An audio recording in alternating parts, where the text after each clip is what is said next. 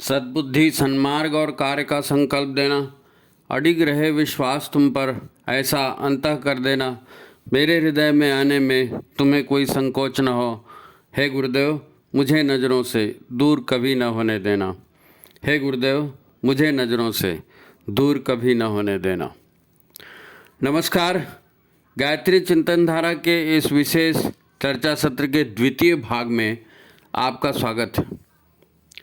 मित्रों, जब से ये बात प्रचारित की गई है कि इस बार का कुंभ पर्व अति विशेष है, क्योंकि इस काल अवधि में आकाश में ग्रह नक्षत्रों की जिस प्रकार की स्थिति बन रही है, ऐसी स्थिति आकाश में 144 वर्षों के बाद बनती है। तो 144 वर्षों के बाद एक बार ये स्थिति बनी तो इसका क्रेज़ बहुत बढ़ गया। वैसे भी धर्म भाव लोगों में बढ़ रहा है, लोग जा रहे हैं, लेकिन ये 144 साल में ये पहली बार है। बोलने से ज़्यादा लोगों को ऐसा लगता है कि हमने जाना चाहिए। एकाएक लोगों का आकर्षण इतना बढ़ गया, क्योंकि कोई भी व्यक्ति अगले 144 वर्ष तक जीवित तो रहने वाला है नहीं। अब ये सबको पता है कि हम तो नहीं रहेंगे अगले कुंभ में, तो अगले मतलब इस प्रकार के महाकुंभ में। तो ग्रह नक्षत्रों की युति और स्थिति का स्थान विशेष पर किस तरह का प्रभाव पड़ता है, ये कपोल कल्पना नहीं है। इसके पीछे ठोस वैज्ञानिक कारण भी है, जो कुंभ स्नान को विशेष महत्व प्रदान करते हैं। साइंटिफिक बेस है उसके पीछे। एक और विशेष बात प्रारंभ में ही समझ ली जाए कि लोभ, मोह और अहंकार, वैसे तो क्रोध भी आता है, लेकिन फिर भी लोभ, मोह और अहंकार ये ऐसे भाव हैं जो मनुष्य जीवन में पतन पराभव का कारण बनते ही बनते हैं, दुखों का कारण बनते हैं। जीवन और जीवात्मा के लिए बंधन यानी परवशता, अपने ऊपर जब किसी का जोर नहीं रहता तो उसको बंधन कहते हैं, है नहीं? तो जीवन और जीवात्मा के लिए ये बंधन का कारण बनते हैं। इन्हें निश्चित ही अच्छा नहीं कहा जा सकता। वही मोक्ष यानी मुक्ति, बंधनों से मुक्ति, है नहीं? तो मोक्ष, अब बंधन दुखकारी है तो मोक्ष सुखद अनुभव है नहीं? तो कुंभ पर्व में वहाँ स्नान को पवित्र माना जाता है, क्योंकि इससे मोह बंधन काटने वाली ऊर्जा मिलती है। मोक्ष होता है ना, कुंभ में नहाने से क्या है, मोक्ष मिलता है, यही तो बोलते हैं। तो मोह बंधन काटने वाली ऊर्जा मिलती है, जो जीवात्मा को मुक्ति या मोक्ष दिलाने में मदद करती है। अब पिछली चर्चा में हमने देखा कि महाकुंभ ईश्वरीय ब्रह्मांडीय ऐसा सुयोग है जो मनुष्य को शुद्धता, पवित्रता और अमृत तत्व प्रदान करता है। यदि हम उस प्रवाह में सहभागी होते हैं, है ना, यदि हम उस प्रवाह में सहभागी होते हैं तो ये मिलेगा, है ना। सहभागी होना मतलब क्या? श्रद्धा पूर्वक उसमें शामिल होना, उसको अपने अंतःकरण में स्वीकार करना, तो ये लाभ होगा। पर लोगों को इसका वैज्ञानिक प्रभाव नहीं मालूम, तो इस अज्ञान के कारण लोगों में संदेह रहता है, अविश्वास लोगों के मन में पैदा होता है। अब क्या करें? किसी ने बताया ही नहीं उनको। अब 25 दिसंबर की बात मार्केट में चलती है, जिसको देखो क्रिसमस मना रहा है 25 दिसंबर, तो कोई दाढ़ी वाला उस दिन आएगा, सांता क्लॉज आएगा और वो सबको उपहार बांट कर जाता है। इस बात में कोई वैज्ञानिक तर्क साक्ष्य थोड़ी है, कोई वैज्ञानिक प्रमाण नहीं है। लोग कहते हैं, बस कहते हैं, किसी ने कहा और लोगों ने माना, बस यही है। कोई वैज्ञानिक प्रमाण तो इसका है नहीं। कोई ग्रह नक्षत्रों का कोई प्रमाण है क्या? फिर भी लोग चुप रहकर इस बात का समर्थन करने लगते हैं, परंतु दुष्प्रचार के प्रभाव में अपनी वैज्ञानिक परंपरा भी भूल जाते हैं, वैज्ञानिक परंपरा पर भ्रम भी फैलाते हैं।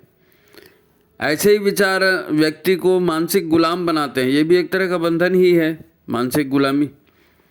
तो इन बातों से बचने की ज़रूरत है। फ्रीली सोचेंगे ना, मुक्त होकर विचार करेंगे, मुक्त होकर चिंतन करेंगे तो इनसे बचेंगे। तो इसके पहले कि हम आज की चर्चा शुरू करें, पिछला एपिसोड देखने के बाद कुछ श्रोताओं के प्रश्न आए हैं, तो उसमें का एक महत्वपूर्ण प्रश्न है, उसका भी जवाब देना है। प्रश्न यह है कि हमारी भी बहुत इच्छा है कुंभ स्नान करने की, हम भी कुंभ स्नान का लाभ तो लेना चाहते हैं, परंतु हमारा वहाँ जाकर स्नान करना संभव नहीं है। ऐसी परिस्थितियाँ हैं, घरेलू, सामाजिक, पारिवारिक, नहीं जा सकते। तो ऐसे में हम क्या करें? तो इसका जवाब आया है कि क्रिया से अधिक महत्व श्रद्धा भावना का है। कुंभ स्नान में शरीर तो भीगता है और शरीर सूख भी जाता है, परंतु अंतर मन में भाव संवेदना से जो ऊर्जा धारण की जाती है ना, फल उसी ऊर्जा का मिलता है जो श्रद्धा के साथ अंतःकरण में धारण की जाती है। नित्य घरेलू स्नान में भी हम इसका उपयोग करते हैं ना, जिस मंत्र का उपयोग करते हैं स्नान के समय, वो मंत्र भी हमारे भीतर पवित्रता का संचार करने के लिए पर्याप्त है। अब आजकल के लोग नहीं बोलते, लेकिन हमको जो संस्कार दिए गए, हमारे पिताजी, हमारे बाकी लोगों ने जो संस्कार दिए, उसमें तो हम कहते, मैं खुद भी कहता हूँ उस मंत्र को, आप भी कहा करो श्रद्धा भावना से, क्योंकि जल में जो है ना पवित्रता बड़ी जल्दी आती है। आप भावना करेंगे तो जल का इंटरनल स्ट्रक्चर बदल जाता है। तो थोड़ी देर पानी की बाल्टी में हाथ डाल करके और प्रार्थना कीजिए, गंगे च यमुने चैव गोदावरी सरस्वती नर्मदे सिंधु कावेरी जले अस्मिन् सन्निधः कुरु। क्योंकि मैं अपने शरीर को धो रहा हूँ, मैं अपने अंतःकरण को धो रहा हूँ, तो हे गंगा यमुना सरस्वती, है ना, नर्मदा सिंधु कावेरी, सब नदियाँ, सातों नदियों का पवित्रता जो है वो इस जल में आ जाए और मैं इसमें स्नान कर लूँ। ये नित्य स्नान में भी हम ऐसे ही करते हैं। वैसे भी जब नित्य संध्या वंदन जो करते हैं ना, गायत्री जाप वगैरह करते हैं, तो षटकर्म करते हैं। अब उसमें भी क्या होता है, 1 चम्मच जल, है ना, 1 चम्मच जल से पूरी आंतरिक पवित्रता प्राप्ति करने का भाव करते हैं। आप रोज वो सूत्र कहते हैं ना, ओम अपवित्र पवित्रो वा सर्वावस्थांगतो पिवा यस्मरेत पुंडरीकाक्षम स बाह्याभ्यंतर शुचि। 1 चम्मच से भीतर बाहरी शुद्धता प्राप्त कर लिए, अपवित्रता को पवित्रता में बदल दिए, ये भाव करते हैं। तो भावना से किया हुआ कुंभ स्नान लाभदायक है। तो ये जो है ना, ये कोई बहुत बड़ी समस्या नहीं है यदि आप नहीं जाने। देखो, प्रत्यक्ष से जाके स्नान करना उसका तो कोई तोड़ नहीं है, उसका कोई स्थानापन्न नहीं है। लेकिन अगर जाते भी बना, तो हमारे पड़ोस में, है ना, कोई पहचान के लोगों में लोग गए होंगे कुंभ स्नान करने, वहाँ से पवित्र जल, प्राय सभी लोग वहाँ से पवित्र जल लाएं, आप उनसे वो जल प्राप्त कर लें, है ना। सपरिवार बैठें किसी दिन, है ना, नहा धोकर पवित्र होकर कोई पूजन यज्ञ करें, कोई यज्ञ करें, है ना, कोई भजन करें, और उसके बाद में जब भी सब लोग हैं उनका थोड़ा शिव महिमा और अपनी जो कुंभ की महिमा है ये उनको बता करके, और पुरुष सूक्त का मंत्र है, आपने कर्मकांड भास्कर मिल जाएगा आपको पुरुष सूक्त का मंत्र। तो उसमें एक मंत्र है, ओम आपो हिष्ठा मयो भुवा स्थान ऊर्जे दधातना महरणाय चक्ष से, वो दिया हुआ कर्मकांड भास्कर में। तो इस मंत्र का जाप का उच्चारण करते हुए, और जैसे अपन लोगों को पवित्रीकरण करते हैं ना, ऐसा सबके ऊपर कुंभ का जल सिंचन करके भावना करने को बोले उनको कि भाई हम महाकुंभ का ये जल है और हम इसमें स्नान कर रहे हैं। अब देखो, प्रत्यक्ष स्नान मैंने कहा ना, वो एक अलग बात है, लेकिन फिर भी ये भी अगर आप कर लेते हैं तो इसमें भी उतना ही लाभ मिलेगा, कम नहीं होगा, है ना। तो कर्मकांड भास्कर मिल जाएगा आपको, देख लीजिए। तो ये पहले भूमिका हो गई, और मैं आपसे फिर कहूँगा कि अगली दूसरा एपिसोड ये है ना। तो ये जो चर्चा कर रहे हैं हम बड़ी महत्वपूर्ण है ना।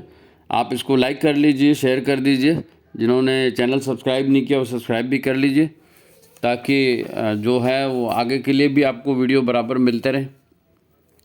तो ठीक है, आज की चर्चा को अपन शुरू करते हैं। मित्रों, हजारों वर्षों से संसार चल रहा है, और संसार चल रहा है ना, जीवन चल रहा है। दुनिया में जो कुछ भी होता है वो सब तो हमें पता नहीं होता। क्या क्या जानोगे आप, दुनिया में क्या क्या हो रहा है, इतनी बड़ी दुनिया है ना। हमको तो अपने गांव के, अपने मोहल्ले के बाहर की न्यूज़ भी वो पेपर और टीवी और इसी से पता चलती है ना, हमको कुछ मालूम थोड़ी चलता है संसार में क्या हो रहा है। तो हमको क्या मालूम रहता है? इतिहास, भूगोल, गणित, भाषा, व्यापार, ये जो स्थूल व्यवहार हैं, इन्हीं की जानकारी भी हमें पूरी पूरी नहीं होती।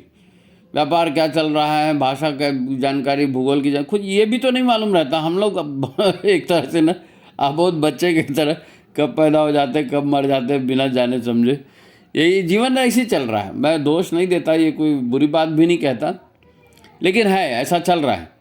तो संसार है यह, इसी का एक बहुत बड़ा हिस्सा, ये जो संसार है, स्थूल संसार है, इसी ये एक बहुत बड़ा हिस्सा है। इससे भी बड़ा एक हिस्सा सूक्ष्म ऊर्जाओं का हिस्सा है, सूक्ष्म जगत का हिस्सा है, मन का, आत्मा का, परमात्मा का, है ना, सूक्ष्म जगत का हिस्सा इससे भी बड़ा है, स्थूल से भी बड़ा है। अब स्थूल ही नहीं मालूम तो सूक्ष्म का क्या पता चलेगा? हैं? अदृश्य जगत या ऊर्जा चेतना का जो कार्यक्षेत्र कहते हैं, इसके बारे में सामान्य आदमी को जानकारी शून्य के बराबर होती है। इसीलिए तो इन बातों पर या तो वो विश्वास नहीं करता, या शिष्टता दिखाते हुए सुन भी लेता है। तो सुन भी लेता है तो चलो भाई फलाने ने कह दिया यार, अब बड़ा आदमी बोल रहा है, क्या बोलें, चलो चुपचाप सुन लिया, लेकिन विश्वास उसको नहीं होता। इसका सबसे बड़ा प्रमाण ये है कि चेतना जगत या आध्यात्म जगत के जो क्रियाकलाप हैं, इन क्रियाकलापों की जानकारी नहीं होती ना, अब क्या करेगा आदमी। अब इस महाकुंभ की बातें लें, महाकुंभ की बातों से चर्चा को आगे बढ़ाते हैं।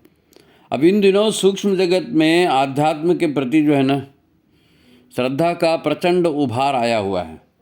महाकाल की ओर से बोलो, परमात्मा की ओर से बोलो, है ना, आध्यात्म के प्रति सारी दुनिया में सत्य, न्याय, है ना, और सेवा और आध्यात्म जैसे विषय हैं, इन पर एक श्रद्धा का बहुत बड़ा उभार आया हुआ है। अब 60 करोड़ लोग स्नान करेंगे कुंभ में, ऐसा अनुमान था, है ना। अभी कुंभ के अभी जब अपन रिकॉर्ड कर रहे हैं तो अभी 12-13 दिन बाकी हैं, और कुंभ के जो स्नान कर चुके हैं इनका रिकॉर्ड अगर देखा जाए तो करीब करीब 60 करोड़ तो हो ही चुका, अभी 12-13 दिन और बाकी। तो कितनी भी बेहतर व्यवस्थाएं आप बना लीजिए, कितनी भी बेहतर व्यवस्थाएं बना लीजिए, श्रद्धालुओं की इतनी बड़ी संख्या को झेल पाना किसी के लिए संभव है क्या? आपने किसी को एडमिनिस्ट्रेशन बना दिया, चलो भाई हम कुंभ मेला जो है पूरे मेले क्षेत्र को एक जिला घोषित कर दिया, उसके लिए एक कलेक्टर बना दिया आपने। अरे बाबा, हर व्यक्ति तो व्यक्ति है ना, उसके नाम कलेक्टर हो गया तो क्या हो गया? 60 करोड़ 70 करोड़ इतने लोगों की भीड़ को मैनेज करना क्या ये मामूली बात है जी? हैं? ये पाकिस्तान, बांग्लादेश, नेपाल, श्रीलंका, भूटान, ये वो सबको मिला दोगे 60 करोड़ की जनसंख्या नहीं होती। और एक कस्बे में मैनेज करना बहुत मुश्किल है। ये कहना आसान है कि सरकार वो नहीं कर रही है, फलाना वो नहीं कर रहा है, अरे दूसरों की गलती निकालने में क्या जाता है। लेकिन आप उस मेले का प्रभाव तो देखो, एक से एक बड़े करोड़पति, अरबपति, है ना, वहाँ आ रहे हैं, स्नान कर रहे हैं। यानी ऐसे बड़े बड़े लोग हैं कि इनके जो बाथरूम रहते हैं वो भी 7 स्टार बाथरूम रहता है, 5 स्टार 7 स्टार। इनके बाथरूम में एक तो टूटा हुआ बाल नहीं मिलेगा आपको, ऐसे बड़े बड़े लोग हैं। और वो लोग आ रहे हैं और कुंभ में स्नान करते नजर आएंगे, ऐसी जगह में जहाँ ठीक से पैर रख के चलना मुश्किल है, पानी का रंग बदल गया है। वहाँ जाकर बंदा श्रद्धा से डुबकी लगा रहा है। भाई, उसकी श्रद्धा की कल्पना तो करो आप। पाश व्यवस्थाओं में रहने वाला व्यक्ति ऐसी जगह में जाकर श्रद्धा से डुबकी लगा रहा है। श्रद्धा बहुत बड़ी चीज़ है। क्या आप किसी चमत्कार से कम है? ये इतने बड़े बड़े लोग आकर के वहाँ ना, इनकी व्यवस्था करना, कितनों की व्यवस्था करोगे आप? 36 करोड़ पिछली बार आए थे, अभी 60 करोड़ हो गया, अब टोटल 70-80 करोड़ पहुँच जाएंगे। हो सकता है एक एक आदमी 4-4 बार भी जा रहा हो, मैं उसकी ये नहीं कहता, लेकिन जो व्यवस्थाएं बनाई हैं उसमें जो काउंटिंग हो रही है वो काउंटिंग के आंकड़े ये बता रहे हैं। गाड़ियों का जाम लगा, 8 घंटे, 10 घंटे, 12 घंटे, दिन भर का जाम। यानी जितने रास्ते उस प्रयागराज में जा रहे हैं, हर रास्ते पर जाम है। वो पुलिस वालों ने ऐलान कर दिया, भाई साहब आप गाड़ियाँ मत लेकर के आइए। तो जितनी गाड़ियाँ घुस रही हैं उतनी गाड़ियाँ निकालने की अंदर जाने की परमिशन है, बाकी को आना ही नहीं, वो बाहर खड़े रहो। मैं वही समाचार देख रहा था, तो जहाँ एक बार ऐसी जाम लगा था, वो किसी के यहाँ शादी हो रही थी, पंडाल लगा था, बाराती खाना खा रहे थे, वो जो शादी वाला घर था वहाँ के मालिक ने देखा कि इतनी सारी गाड़ियाँ जमा हो गई हैं और सब लोग भोले बाबा के यहाँ जा रहे हैं, कुंभ स्नान करने जा रहे हैं, हैं? तो उसने आकर सबको हाथ जोड़ करके कहा, आप इतने देर से इंतज़ार कर रहे हो, आओ भोजन प्रसाद ले लो। अब वो शादी का पंडाल था जहाँ शादी के बराती खाना खा रहे, तो वो तो उसी को उसने पूरा भंडारा खोल दिया। भंडारा खोल दिया। जो वेट कर रहे थे अंदर जाने के लिए, कुंभ स्नान के लिए, उन सबको आओ फ्री में खाना खाओ। श्रद्धालुओं के लिए भंडारा खोल दिया। ये है साक्षात शिव का इंतजाम। ये साक्षात शिव का इंतजाम है कि श्रद्धालु भूखे प्यासे ना रहें। पवित्रता, श्रद्धा, ये बहुत बड़ी ताकत है ये। अब ध्यान से सुने, बिल्कुल ध्यान से सुनिए, क्योंकि ये महत्वपूर्ण चर्चा है और ये दूसरा ही एपिसोड होगा। इसके बाद कुंभ पर शायद ना आए, तीसरा एपिसोड शायद 2 ही में समाप्त हो जाए, मैं नहीं जानता, माता जी जैसा आदेश करें। लेकिन आप ध्यान से सुनिए। ईश्वर ने सूर्य, चंद्र, बृहस्पति, शनि जैसे ऊर्जावान पिंडों के भरोसे, परमात्मा ने जीवन ऐसे चला तो ऐसी झटके में थोड़ी चल गया। वो बोलते हैं ना, टिप ऑफ द आइसबर्ग। जो समुद्र में बर्फ़ की चट्टानें तैरती रहती है, उसमें ऊपर में छोटा सा हिस्सा दिखता है, लेकिन बहुत बड़ा हिस्सा समुद्र में होता है। तो हमको ये दिख रहा है कि मनुष्य का जीवन या संसार में जीवन चल रहा है, लेकिन संसार में जीवन कैसे चल रहा है? ये जो ऊर्जावान पिंड बने हैं ना, सूर्य, चंद्र, बृहस्पति और जितने तारागण, ये सब सौर मंडल में पूरे घूम रहे हैं। तो इन पंच तत्वों के भरोसे 84 लाख योनियों में जीवन चला है, और एक से एक, बिल्कुल एक कोशीय प्राणी से लेकर के तो विकासशील जीवों तक सबका जीवन इसमें चल रहा है, इन ग्रहों के भरोसे, पिंडों के भरोसे। शुद्ध वायु का इंतजाम कर दिया पेड़ पौधे लगा करके। अब जीवन ऐसे थोड़ी चल रहा है भाई। आप देखो, सूर्य ना हो, ऊर्जा ही नहीं होगी, प्राणी नहीं होगा, तो जीवन भी नहीं होगा। अब चंद्रमा है, दिखने को दिखता है, पृथ्वी का टुकड़ा है, बोलता है कोई, कुछ बोलता है, कोई शायरी करता है उसके ऊपर, लेकिन चंद्रमा ना हो तो मासिक चक्र ही ना चले महिलाओं को। मासिक चक्र ही नहीं चलेगा तो संतान ही उत्पन्न नहीं होगी। ईश्वर ने अपनी चेतना को खंड खंड करके, एको हम बहुश्यामी बोला ना, अपनी चेतना को खंड खंड करके हर जीव में ईश्वर ने अपनी चेतना डाली है, हर जीव में। रोम रोम में राम रमे, हर हर हर कण में ईश्वरी की चेतना। अब व्यवस्थित चलाने के लिए, ताकि जीवन व्यवस्थित चल सके, ईश्वर स्वयं बैठा है सबके भीतर में। अब मनुष्य उसकी सर्वश्रेष्ठ रचना। दुनिया भर के मनुष्य को श्रेष्ठ जीवन देने के लिए महाकाल शिव स्वयं धरा पर आए। महाकाल, बिल्कुल ध्यान से सुनिए, जीवन कैसे प्रारंभ हुआ, कैसे चल रहा है, ईश्वरी कृपा कैसे, उसके बारे में आपको थोड़ा संक्षेप में जानकारी दी जा रही है कि जीवन यहाँ चले, इसके लिए महाकाल शिव स्वयं इस धरती पर आए और कैलाश को उन्होंने अपना अड्डा बनाया। कैलाश पर्वत पर उन्होंने अपना निवास बनाया, दिव्य ऊर्जा का केंद्र कैलाश। और फिर एक शिव आए, फिर उन्होंने सप्तऋषियों की टीम बनाई, फिर सप्तऋषियों की परंपरा बनी, फिर सप्तऋषियों के और उनके शिष्य बने, फिर आश्रम व्यवस्था चली। तो ये छोटी मोटी परंपरा भगवान ने ऐसे ही नहीं बनाया भाई। अब शिव और माँ भवानी, शिव जी के 12 ज्योतिर्लिंग हैं हमारे यहाँ और 52 शक्तिपीठ माता की। इस संपूर्ण क्षेत्र को, ये जो भरत क्षेत्र कहलाता है, भारत कहलाता है, संपूर्ण क्षेत्र को आध्यात्मिक ऊर्जा से भर दिया भगवान शिव ने, आध्यात्मिक ऊर्जा से भर दिया। आप कल्पना तो करो, एक शिव, 7 सप्तऋषि, फिर ऋषि परंपरा, फिर आध्यात्मिक स्तर पर खोज, आध्यात्मिक स्तर पर खोज की ऋषियों ने, वेदों की रचना वगैरह की ना, उसमें सब भाग उनका है। जन सामान्य तक उस ज्ञान को पहुंचाने के लिए गुरु परंपरा बनाई। ये पहले तो कोई सिस्टम ही नहीं था ना, सिस्टम बनाया है भगवान ने, सिस्टम बनाया भगवान ने। काहे के लिए? ये जो मनुष्य नाम का सर्वश्रेष्ठ प्राणी है, इसको और उन्नति देना है ना, इसके लिए ये है। सारे विश्व में यहाँ से ज्ञान का प्रकाश लेकर देव मानव सारे विश्व में भेजे गए, सारे विश्व में देव मानवों को भेजा गया। भगवान शिव की लीला है ये। सप्तऋषियों की लीला है। आसुरी प्रवृत्ति या नकारात्मकता पर अंकुश लगाने के लिए, क्योंकि नकारात्मकता बढ़ेगी, जल्दी बढ़ेगी। पतन के मार्ग पर, फिसलन के मार्ग पर आदमी जल्दी आगे चला जाता है, पहाड़ पर देरी से चढ़ता है, पुरुषार्थ में समय लगता है।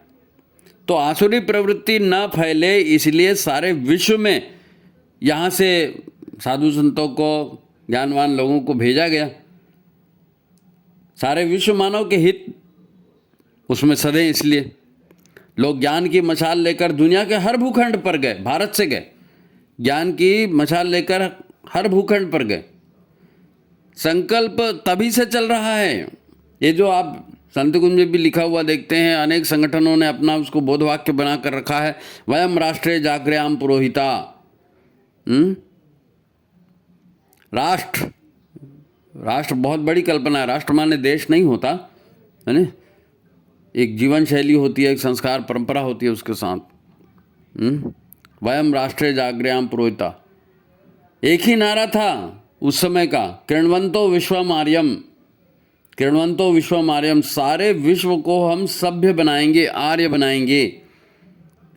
ये कहाँ से चालू हुआ? भगवान शिव, फिर सप्तऋषि, ऋषि परंपरा, वो बता रहे हैं ये भगवान की व्यवस्था है मनुष्य मात्र को ऊपर उठाने के लिए। हम कुंभ की चर्चा कर रहे हैं ना कि कुंभ दैवी आयोजन है, तो ये दैवी आयोजन पूरा, ये एक ही आयोजन थोड़ी है, ये श्रृंखला चल रही है पूरी। हमें विश्वास करना चाहिए ये सब हो चुका है, ये सब हो चुका है। दुनिया भर के लोगों ने संपूर्ण विश्व को, है ना, ज्ञान का प्रकाश देने वाले स्थान को भारत कहना शुरू कर दिया। नामकरण थोड़ी हुआ, पहले तो वसुधैव कुटुंबकम, पूरी वसुधा, पूरी धरती एक परिवार थी ना। लेकिन जब ऋषि आए, बाहर गए और प्रचार किया उन्होंने ज्ञान का, तो कहाँ से आया है, तो उनको बताना पड़ा कहाँ से आया। वो वहीं से आया जहाँ से प्रकाश फैलता है, भारत। भारत, उसी से तो देश का नाम, प्रदेश, पूरे क्षेत्र का नाम भारत पड़ा ना, भारतवर्ष। भारतवर्ष कहते थे पहले भारत को। इंडिया आने से सब उसकी गरिमा खत्म हो गई, है ना। माया ने प्रकाश, जो सदा ज्ञान का प्रकाश निःशुल्क दे रहा था, वो भारत। भारत के अलावा दूसरा नाम दिया इस भूमि को, उसको देवभूमि कहा, पुण्य भूमि भारत कहा। ये पूरा आपको मालूम है, आप पूज्य गुरुदेव का जो है ना वांग्मय, समस्त विश्व को भारत के अजस्र अनुदान, उसको एक बार पढ़े, आप पढ़ के देखो तो सही। सारे प्रमाण सारी दुनिया में आज भी मिल जाएंगे कि भारत से लोग वहाँ गए और उन्होंने धर्म अध्यात्म को वहाँ फैलाया और उनके लोगों को जीवन देने, जीवन जिलाने का सही तरीका सिखाया। भारत, तभी तो भारत बना। उस समय नारा था ना, कृण्वन्तो विश्वम आर्यम। और आज का नारा क्या है? आज का नारा क्या है? आज का नारा, घर घर अलग जगाएंगे हम, बदलेंगे जमाना। उस समय कहा कृण्वन्तो विश्वम आर्यम, आज कहा घर घर जाएंगे, है ना। भाई ऋषिपुत्र, वो भी ऋषिपुत्र थे और आपको भी ऋषिपुत्र कहा जा रहा है ना, गुरुदेव के शिष्य को ऋषिपुत्र ही कहते हैं। घर घर अलग जगाएंगे, बदलेंगे। ये ईश्वरीय योजना है, ये किसी व्यक्ति की बनाई योजना नहीं है। फर्क क्या है? कुछ फर्क दिखता है? सेम वही है।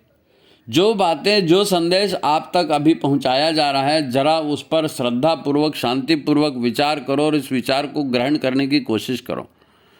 पापों के प्रायश्चित का संकल्प जगाने और जीवन को हर ताप संताप से मुक्त करने के लिए कभी न सड़ने वाले जल की पवित्रता देने वाले, ऐसा पानी जो कभी न सड़े ना, उस जल, उस पवित्र जल की नदी बहा दी भगवान ने। उस जल की नदी बहा दी। कहाँ? इस देवभूमि पर रहने वालों।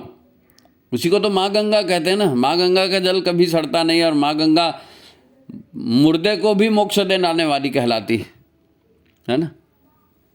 हिमालय से इतनी नदियाँ निकलती हैं, ये पवित्रता गंगा के छोड़ किसी और में है? तो ईश्वर का बहुत बड़ा वरदान है गंगा। जैसे कुंभ वरदान है, वैसे गंगा भी वरदान है। ये तथाकथित विज्ञान का घमंड करने वाले उस शिव की करुणा को अनुभव तो करो भाई, शिव की करुणा को अनुभव तो करो। उन्होंने अपना त्रिशूल गाड़ दिया त्रिवेणी संगम पे,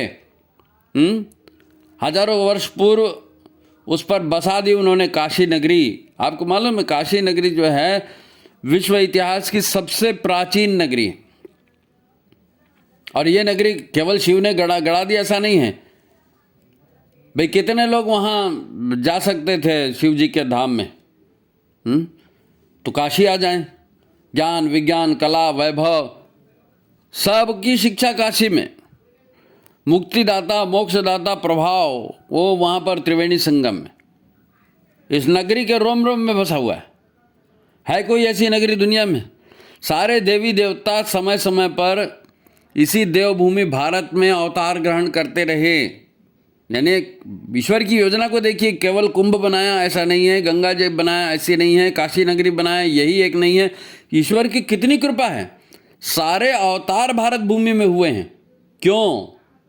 मनुष्य में देवत्व जगाने के लिए, मनुष्य का स्टैंडर्ड बनाने के लिए, मनुष्य पशु से बेहतर बन सके। गुरुदेव ने कहा ना कि मनुष्य का जन्म तो वैसे ही होता है जैसे पशु का होता है, लेकिन मनुष्यता उसे संस्कारों से मिलती है।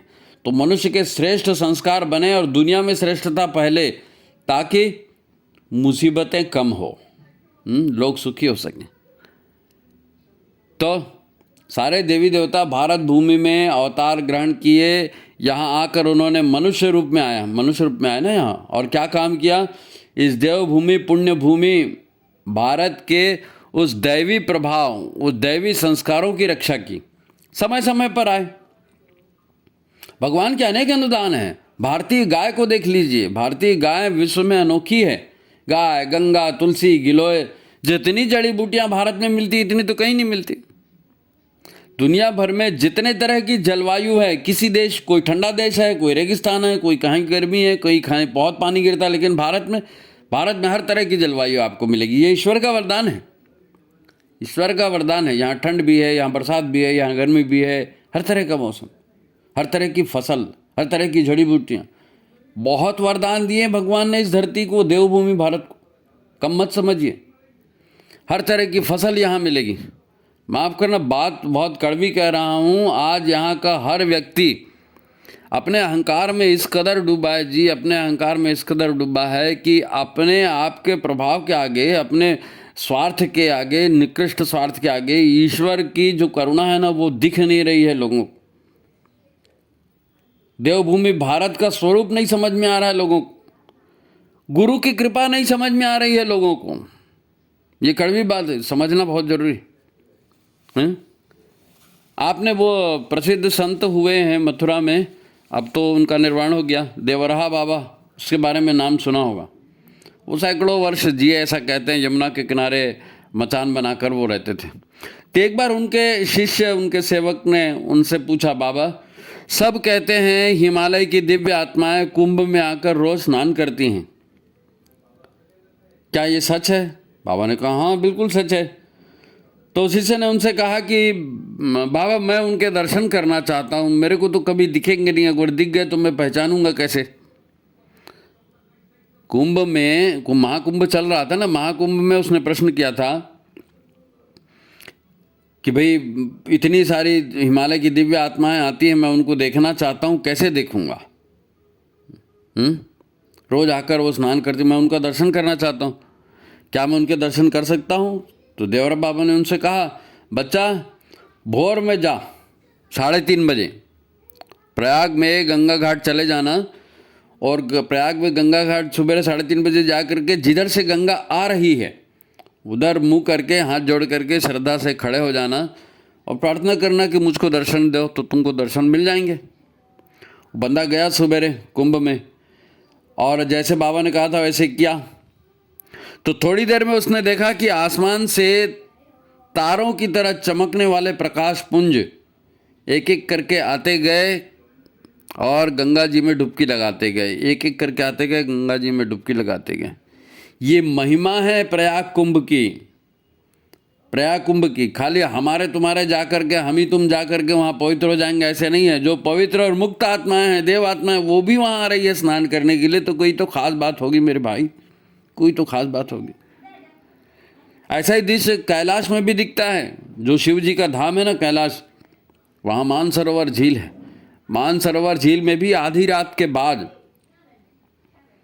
है ना, भोर के शुरुआत में, आधी रात के बाद और ब्रह्म मुहूर्त के पहले ऐसे ही प्रकाश पुंज के रूप में अनेक पवित्र आत्माएं आती हैं मानसरोवर में, वहाँ भी स्नान करके, वो तो साल भर चलता है। हमारे गुरुदेव भी स्वयं उदाहरण है। कुंभ होता है, उसकी शक्ति होती है, मैं उसका प्रमाण आपको बता रहा हूँ 2-3 ठो। हमारे गुरुदेव स्वयं कुंभ स्नान के लिए आई ऋषि आत्माओं से मिले थे, और उन्हें शांति कुंज के पवित्र क्षेत्र में जो ये सप्तऋषियों की स्थापना की गई है, उनकी प्राण प्रतिष्ठा के लिए उन सप्तऋषियों को आमंत्रित किया गया था और वे आए भी थे। ये झूठ बात नहीं है, तो गुरुदेव स्वयं बोल के गए। गुरु पर तो विश्वास करना चाहिए आप। वो स्वयं आए थे। वो शांति कुंज के आप जो सप्तऋषि क्षेत्र है ना, वहाँ बोर्ड लगा हो पवित्र क्षेत्र, कृपया जूते बाहर उतारें, तो वो इसीलिए लिखा है कि वो हिमालय की दिव्य आत्माएं आई थी, उसकी प्राण प्रतिष्ठा करके गई। उसका किस्सा जानते हैं ना आप? सॉरी, उसका किस्सा है छोटा सा, मैं 2 लाइन उसको भी सुन लीजिए।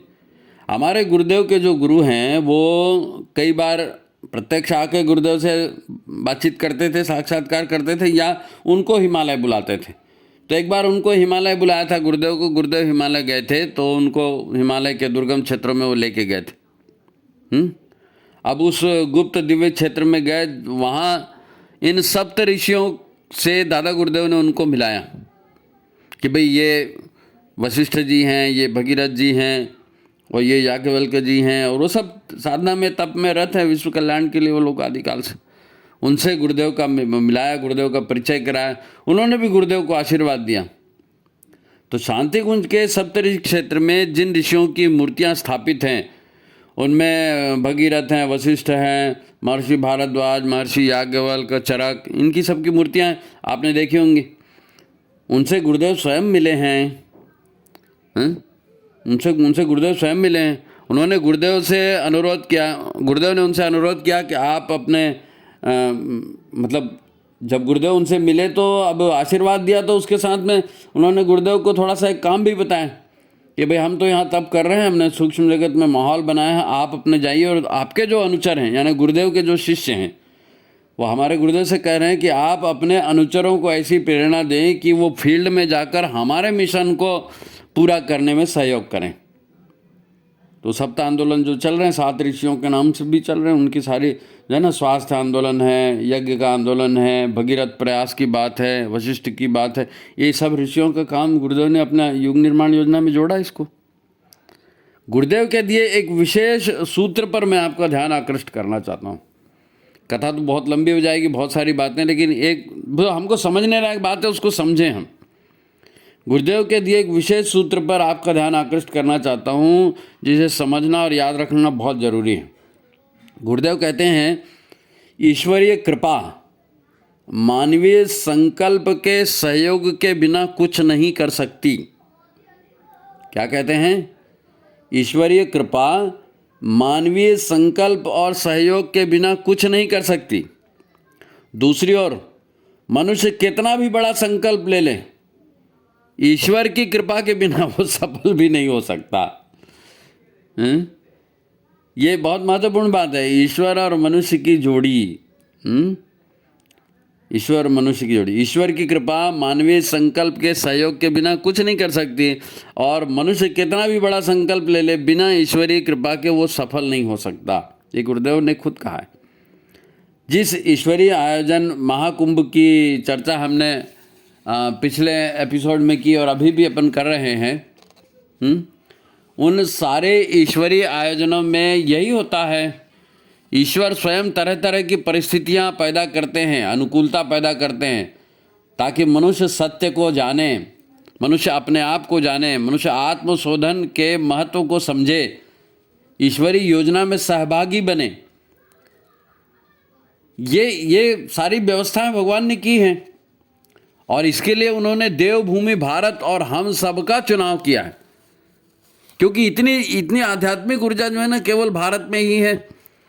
कहीं और कुंभ का जैसा है क्या? नहीं है। कहीं और इतने स्वयंभू शिवलिंग है क्या? नहीं है। कहीं इतने शक्तिपीठ है क्या? नहीं है। कहीं गंगा गायत्री है क्या? नहीं है। कुछ नहीं। सब जो दिया ना, पहले शिव स्वयं आए, फिर कैलाश को बनाया, फिर सप्तऋषियों को बनाया, फिर दिव्य जो है भारत भूमि को बनाया, तुमको हमको सबको एक परंपरा में जोड़कर। तो और कहा कि भाई अब तुम लोग पूरे विश्व में बनाओ, पूरे विश्व को देवत्व बनाओ। उसके लिए देवभूमि भारत का चयन किया, हम सबका चुनाव किया। हम ही हैं बार बार पथभ्रष्ट होते रहते हैं। भगवान ने तो सारी व्यवस्था बना दी है, बिगाड़ तो हम करते हैं ना, अपने अहंकार की वजह से, अपने लोभ की वजह से, मोह की वजह से। वो बार बार आते हैं, कभी राम बन के आते हैं, अपना रोल मॉडल दिखाते हैं चरित्र का, कभी कृष्ण बनकर आते हैं, गीता का ज्ञान लेकर आते हैं, कभी गुरु बनकर आते हैं। हम ही पीछे रह जाते हैं जी, हम ही पीछे रह जाते हैं। या कुछ दूर उनका साथ देते हैं, फिर साथ छोड़ भी देते हैं। युगों से ऐसा ही होते आया है। मानवता का इतिहास, धरती का इतिहास, आध्यात्म का इतिहास इस धरती का लिखा जाएगा तो उसमें ये सारी बातें आएंगी। प्रश्न है कि साक्षात ईश्वर तरह तरह से सहायता करते हैं, फिर भी वही वही चूक हमसे बार बार क्यों होती है? वही वही चूक हमसे बार बार क्यों होती है? और क्या इस बार फिर चूक होगी? क्या इस बार फिर चूक होगी? इस प्रश्न का जवाब हम सभी को ढूंढना है, हम सबको समझना है, अपने आप से सवाल करना है। यदि सफलता शीघ्र चाहिए, दुखों से निर्वाण शीघ्र चाहिए, तो आज के साक्षात उदाहरण से आप सीखिए और देखिए कि आप किस स्टैंडर्ड में और कहाँ पर हैं, किस स्टैंडर्ड में और कहाँ पर हैं। क्योंकि हर जन्म में ये अवसर आए हैं और हर जन्म में हमारे से गलतियाँ हुई हैं, लेकिन इस जन्म में ना हो। तो आज का उदाहरण बिल्कुल कुंभ का ही साक्षात उदाहरण आपके सामने में है। आज जब करोड़ों लोग प्रयाग कुंभ में आ रहे हैं तो वहाँ कितना दबाव होगा, कितना दबाव होगा, बहुत ज़्यादा। अरबों खरबों का व्यापार वहाँ हो रहा है, करोड़ों लोग आ रहे हैं तो अरबों रुपए खर्च भी होंगे। चाय वाले, नाश्ता वाले, भोजन वाले, टैक्सी वाले, नाव चलाने वाले, फूल वाले, पूजा सामग्री, माला मुंदरी वाले, पंडे, पुजारी, सबको इतना काम मिल रहा है, सबको इतना काम मिल रहा है कि किसी को फुर्सत नहीं है, किसी को फुर्सत नहीं। अब लोग आ रहे हैं श्रद्धा भावना से, लोग आ रहे हैं ईश्वरीय कृपा प्राप्त करने के लिए, और वहाँ के लोगों को उनकी सेवा करने का सुअवसर मिला है। लेकिन कुछ लोग हैं वो 5 रुपए की जगह 50 रुपए वसूल कर रहे हैं। पता नहीं जिंदगी भर की कमाई उनको ये 1.5 महीने के अंदर ही कमाई कर लेना है, ऐसा लगता है ना। जिसको कह रहे हैं लूट रहे हैं, ऐसे लूट रहे हैं और लूटते हैं, लूटते हैं। है तो ये महाकुंभ, है तो ये महाकुंभ पूर्ण मानवता के हित में वो लगा है, पूर्ण मानवता के हित में भगवान ने बनाया। पर यहाँ भी चंद पैसों के लिए धोखाधड़ी चल रही है।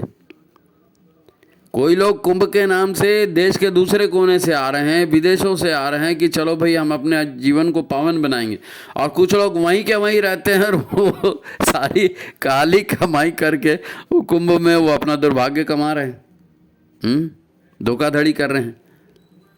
ऐसी चूक हमसे होती है। हमको पैसा दिख जाता है, मोह माया के बहुत सारी चीज़ें आ जाती हैं, अहंकार आ जाता है। इसी की वजह से ईश्वर और गुरु से हमारा नाता टूटता है। तो हमको सावधान रहने की ज़रूरत है। ऐसा हर जगह होता है, ये तो मैंने एक छोटा सा उदाहरण बताया, ये सब जगह यही होता है। अब है तो सभी व्यक्ति मनुष्य के शरीर में ही है ना, और मनुष्य शरीर के हिसाब से सब व्यक्ति एक जैसे हैं, पर सबकी समझ अलग है, सबके संस्कार अलग हैं, सबकी आंतरिक सात्विकता का स्तर अलग अलग है। ईश्वर ने तो सभी के लिए कषाय कल्मशों से छुटकारा पाने का, निगेटिविटी से छुटकारा पाने का अवसर कुंभ में दिया ना, सबके लिए दिया, बिना भेदभाव के दिया। मुक्ति का अवसर दिया, सभी को दिया, बिना भेदभाव के दिया। परंतु अपनी नकारात्मकता को छोड़ पाना ये इतना आसान नहीं होता। इसीलिए तो लोग 5 की जगह 500 रुपये लूट रहे हैं वहाँ पर, क्योंकि वो लोभ मोह अहंकार वो नहीं छूटता ना आदमी का।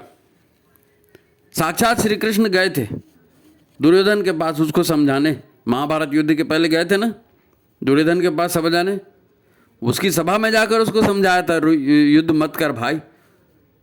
पर वो कहाँ तैयार हुआ? तैयार हुआ दुर्योधन? नहीं हुआ। भगवान कृष्ण ने समझाया फिर भी तैयार नहीं हुआ। वैसे समझाना तो अर्जुन को भी पड़ा था, समझाना अर्जुन को भी पड़ा था, पूरी गीता सुनानी पड़ी थी। अर्जुन को भी विराट रूप दिखाया, दुर्योधन को भी विराट रूप दिखाया। भगवान ने कोई कोर कसर नहीं छोड़ी किसी को सन्मार्ग दिखाने की।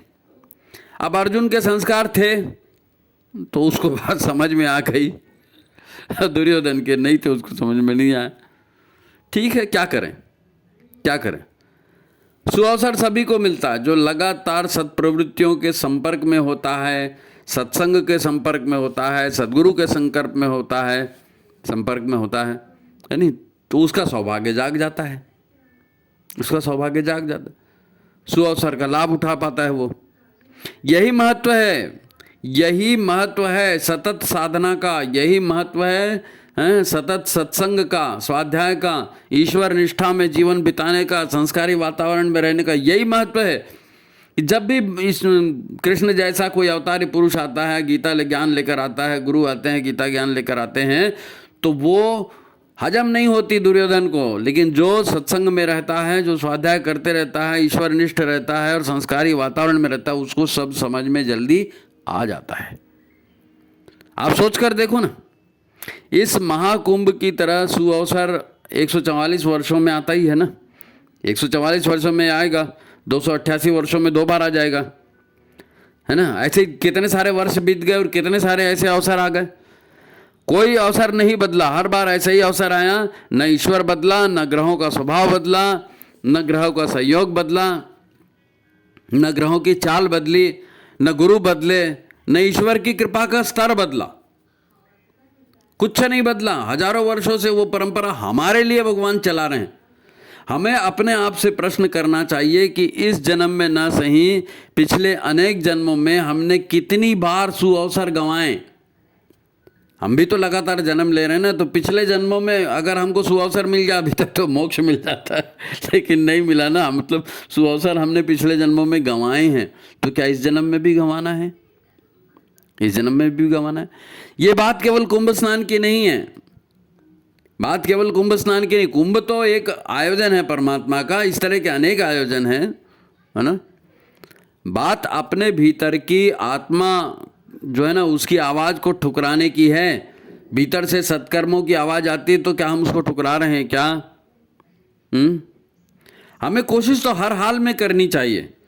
कई लोग रहते हैं, हम तो शराब पीते हैं जी, हम तो मांस खाते हैं जी, हमने तो उस समय ऐसा कर दिया था, वो लड़की भगा दी थी, वो चोरी कर दी थी। अरे भाई, कर दिया था, लेकिन अभी अंदर से आवाज़ आ रही है ना कि हमको सन्मार्ग में चलना है, तो चलो चलो। गुरु के मार्ग पर, ईश्वर के मार्ग पर चलने के लिए कोई मुहूर्त की जरूरत नहीं है। अगर अंदर से आवाज़ आ रही तो उस आवाज़ को सुनो। कम से कम किसी सुअवसर को समझने की पात्रता तो हासिल करो।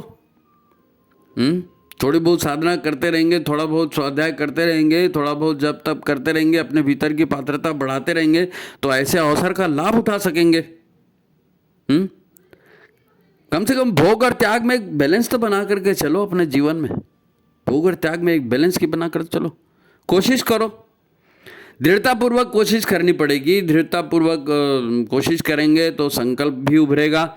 शुरुआत करनी है, कहीं ना कहीं से एक बार शुरुआत हो जाए ना, तो फिर आगे बढ़ सकते हो। शुरुआत ही नहीं करोगे तो क्या होगा, शुरुआत ही नहीं करेंगे तो क्या होगा।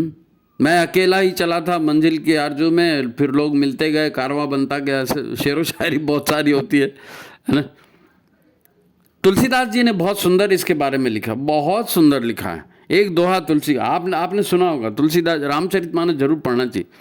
एक दोहा तुलसीदास जी का याद कीजिए। उल्टा नाम जपत जग जाना, उल्टा नाम जपत जग जाना, वाल्मीकि भय ब्रह्म समाना। आप जानते हैं वाल्मीकि चोर डकैत न जाने क्या क्या सब काम करते थे।